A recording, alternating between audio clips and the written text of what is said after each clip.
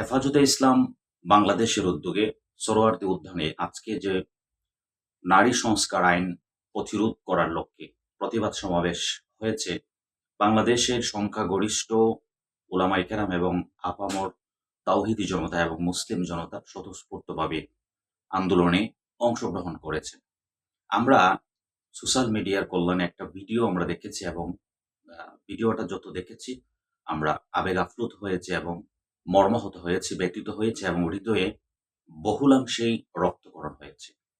হবিগঞ্জের এক উজ্জ্বল নক্ষত্র, তাফসীর জগতের অন্যতম এক বরণীয় আলেমে দ্বীন মাওলানা সিরাজুল ইসলাম মিরপুরি হাফিজাহুল্লাহ হযরত আজকের অনুষ্ঠানে সশরীরে উপস্থিত হয়েছিলেন এবং বক্তব্যের এক ফাঁকে তাকে বক্তব্য দেওয়ার জন্য যখন মঞ্চে আমন্ত্রণ করা হলো, তিনি স্টেজে উপস্থিত হয়েছেন এবং তার জন্যে সময় নির্ধারিত করে দেওয়া হয়েছে, সময় বেঁধে দেওয়া হয়েছে। সময়ের ভিতরেই তার বক্তব্যের ফাঁকে স্টেজ থেকে হেফাজতে ইসলাম বাংলাদেশের শীর্ষস্থানীয় কয়েকজন ব্যক্তি তারা সিরাজুল ইসলাম মিরপুরি হাফিজাহুল্লাহকে বারবার তার বক্তব্য দিতে বাধা প্রদান করছেন এবং বিব্রত বোধ করছেন।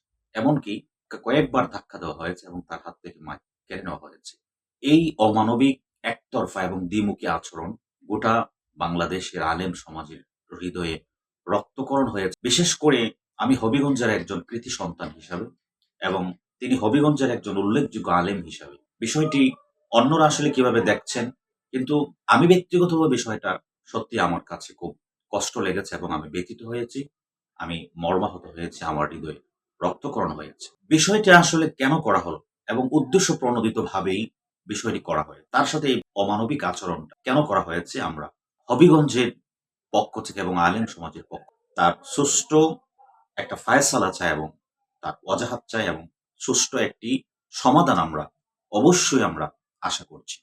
সাম্প্রতিক সময়ে শুধুমাত্র সিরাজুল ইসলাম মিরপুরি হুজুরি নয়, আমরা দেখেছি বাংলাদেশের আরেক বরণীয় আলেম, বাতিলের মুখপাত্র এবং সমস্ত বাতিল ফেতনার আগ্রাসনে যিনি সবার আগে কলম ধরেছেন এবং বক্তব্যের মাধ্যমে জবাব দিয়ে আসতেন এবং বাতিলপন্থীদের দাঁত ভাঙা জবাব যিনি দিয়ে আসছেন, মুফতি রেজাউল করিম আবরার হাফিজাহুল্লাহ, তার ব্যাপারও আমরা দেখেছি এরকম দৃষ্টতাপূর্ণ আচরণ। হেফাজতের মঞ্চে বক্তব্য দেওয়ার কাজ তার হাত থেকে একাধিকবার তার নেতারা এবং অনেক আলেমরাই বিব্রত বোধ করেছেন এবং তার হাত থেকে মাইক কেড়ে নেওয়ার চেষ্টা করেছেন। আসলে বিষয়টি কেন করা হয়েছে এবং আলেমদের সাথে কেন এই অমানবিক আচরণ করা হলো, এটা আমাদের জিজ্ঞাসা।